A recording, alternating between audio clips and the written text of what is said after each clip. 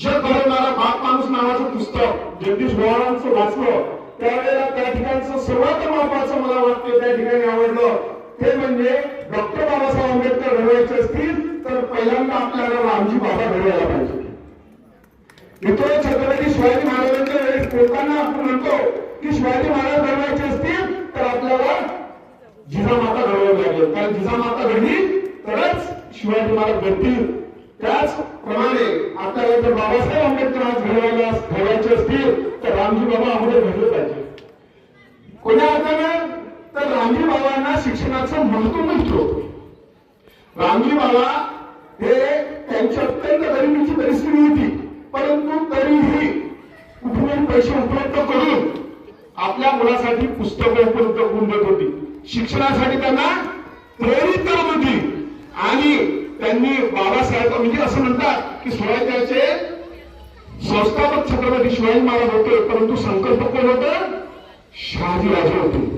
त्याच पद्धतीने जर आपण बघितलं तर डॉक्टर बाबासाहेब आंबेडकरांना घडवण्यामध्ये रामजी बाबाची महत्वाची भूमिका होती. आपण बघतो रमाई असेल, रामजी बाबा असतील, यांचा त्याग म्हणतात की एखाद्या यशस्वी पुरुषाच्या मागे खूप लोकांचं योगदान असते.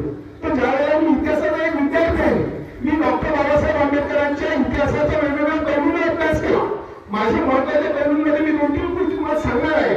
त्या दृष्टिकोनातून जर विचार केला तर बाबासाहेब आंबेडकरांचा जर विचार केला तर मी विचार हा करेल की बाबासाहेब आंबेडकरांच्या विचाराची आजच्या दृष्टिकोनातून काय गरज आहे किंवा आजच्या दृष्टिकोनातून परिपेक्षा त्यातून विचार करण्याची आवश्यकता आपल्याला वाटते. आणि ते करण्यासाठी आपल्याला डॉक्टर बाबासाहेब आंबेडकरांचा इतिहास समजून घेण्याची गरज आहे. कारण बाबासाहेब एका ठिकाणी म्हणतात ज्यांना इतिहास माहित नाही ते इतिहास घेऊ शकत नाही.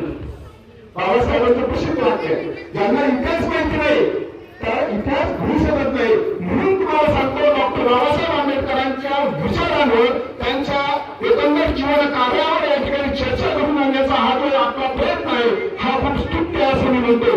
कारण आज जयंती किंवा कोणते कार्यक्रम म्हटलं की आपल्याला माहिती आहे मिरवणूक डीजे वगैरे वगैरे सर्व तिन्ही आवश्यक आहे. मी असं म्हणत नाही आनंद महोत्सव साजरा झाला पाहिजे, पण त्या आनंद उत्सवाच्या मध्ये कुठेतरी विचार मिळत जाता कामा नये. ते विचार महत्वाचे. तर आता प्रास्ताविक करताना सरांनी सांगितलं की ही लढाई किंवा हा जो सर्व संघर्ष आहे हा विचाराचा संघर्ष आहे, हा विचाराचा संघर्ष आहे. मित्र, डॉक्टर बाबासाहेब आंबेडकर यांनी आपल्याला जो मंत्र दिला त्या सर्वात महत्वाचं मी